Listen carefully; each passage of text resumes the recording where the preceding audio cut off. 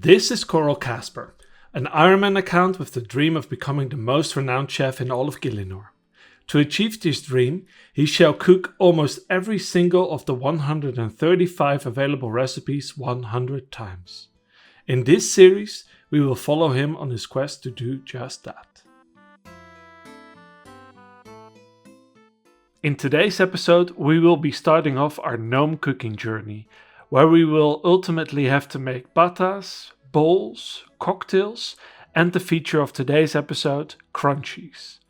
There are a total of 4 different crunchy recipes, namely toad, spicy, worm, and choc chip crunchies.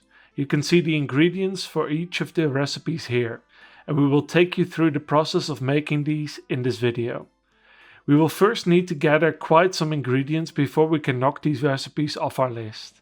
We are going to need to buy 400 Janay dough and 400 equa leaves, and then gather 200 toad's legs, 200 king's worms, 300 chocolate bars, and turn 100 of them into chocolate dust.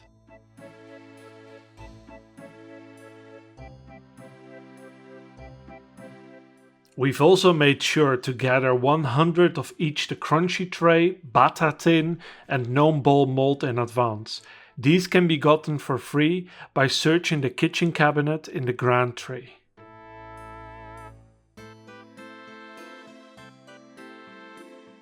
As you watch footage of wood hopping going on in order to buy up all the Janay dough and equa leaves necessary, let me address the equa leaf situation. Technically, these can be gathered. There are 3 spawning points in Veldip Hills, but I have made the decision that gathering up the 1900 equa leaves required for all of the recipes will be a bit too much, and that we will buy these instead. Now for the process of making crunchies. We will bundle up the footage for all 4 recipes whenever they are similar steps, and separate them whenever they are unique for the particular recipe. The first step in making crunchies requires us to slap the Janay dough in a crunchy tray. Next up, we bake these on a range to make half-baked crunchies.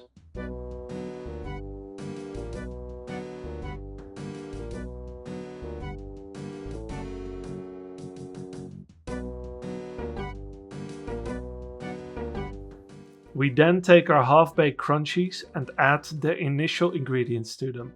For toad crunchies, we need toad's legs and some gnome spice. For spicy crunchies, we need equa leaves and gnome spice. For worm crunchies, we need equa leaves, king worms, and gnome spice. And lastly, for choc chip crunchies, we need chocolate bars and gnome spice. Luckily, the gnome spice won't be used up in the process of gnome cooking.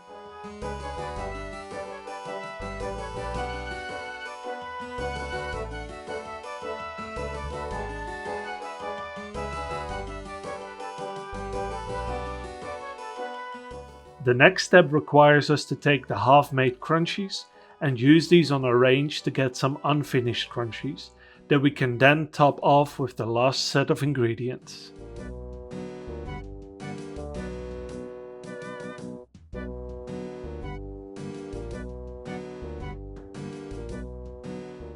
We finish our toad crunchies off with some equa leaves.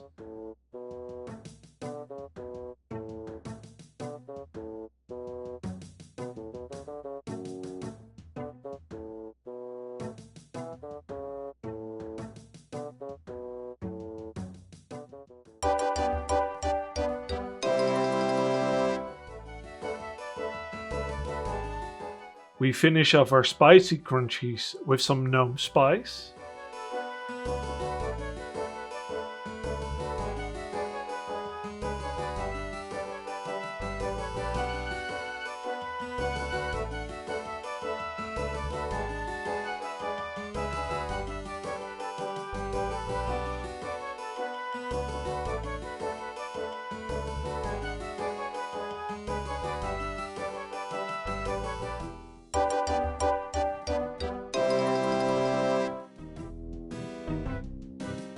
Before we finish up our worm crunchies, I'd like to take you on an important discovery that I made whilst making this video.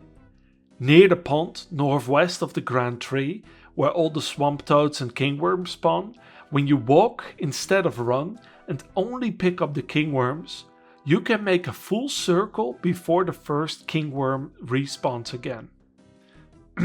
Well, do with that information what you want.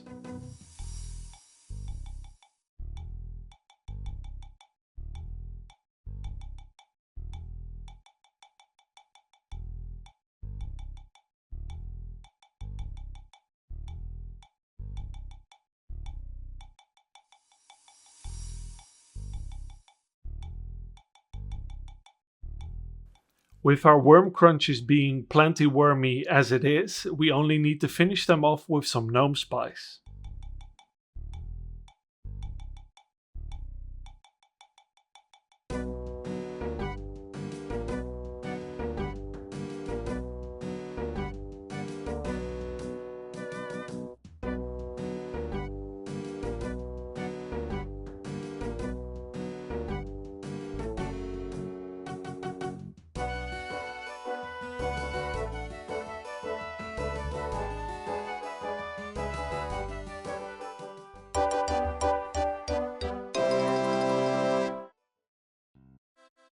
Lastly, we aim to finish up our choc chip crunchies.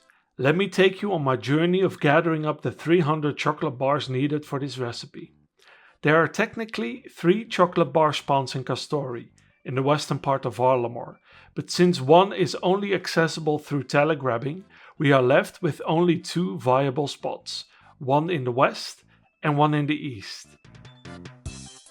As we move between these 2 spawns, it takes about 20 seconds in full sprint to get from the one spawn to the other, which means that you will make it back at the spot you last picked from after 40 seconds, which is exactly the respawn timer. Once we have a full inventory, we can use the boat to the north of Castori to bank in Tal Taklan before we head back again.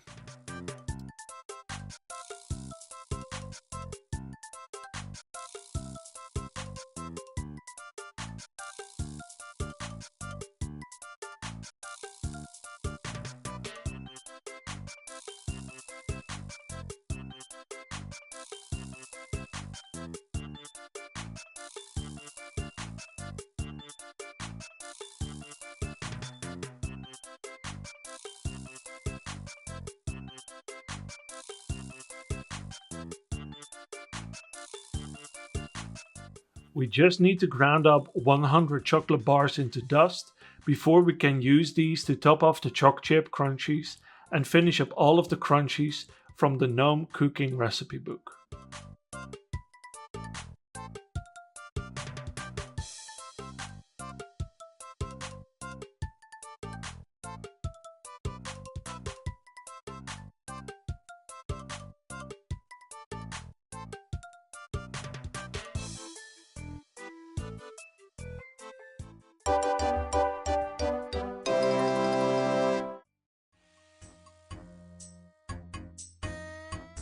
We have been grinding away on the farming journey in the meantime, reaching a milestone by unlocking the tithe farm in Hosidius, which is essential due to the availability of grape seeds, and later on for the Beloga's blessing to farm Zamorak grapes for use in the wine of Zamorak recipe.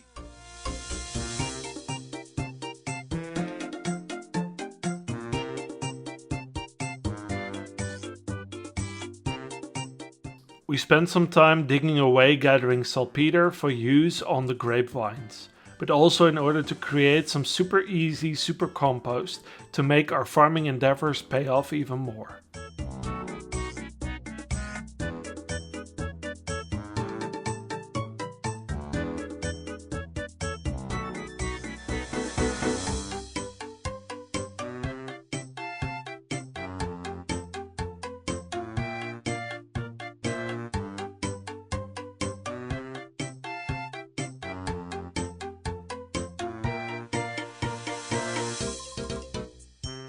Unlocking the Farming Guild is another big milestone for this challenge, as it allows not only access to new plots, but also to farming contracts. From the seed packs that we get as a reward, we hope to gather a couple of particular seeds. All the way in S tier, we have the orange and dragon fruit seeds. Oranges are plentiful in the gnome cocktails and can't be stolen from the Hosidius fruit stall, unlike limes, lemons and pineapples that are also often used in these recipes. Dragon fruits we will need for dragon fruit pies at 73 cooking. It is a rare fruit and seed that we will love to get early on. In A tier we find curry seeds, which is another relatively rare ingredient that we will use only to make curries at level 60 cooking. Lastly, in B tier we find watermelon, tomato and pineapple seeds.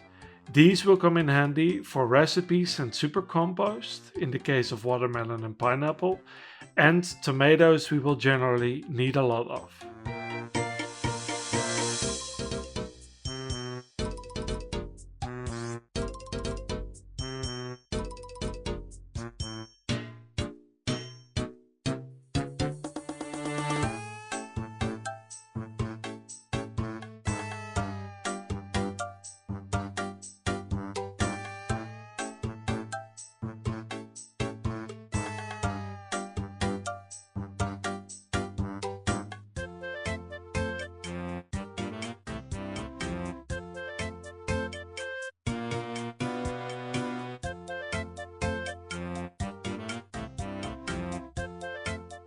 And with that bit of farming progress on display, we end this episode.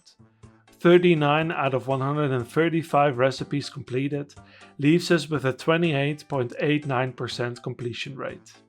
This was Cooked episode 9. I'll see you guys later. Peace!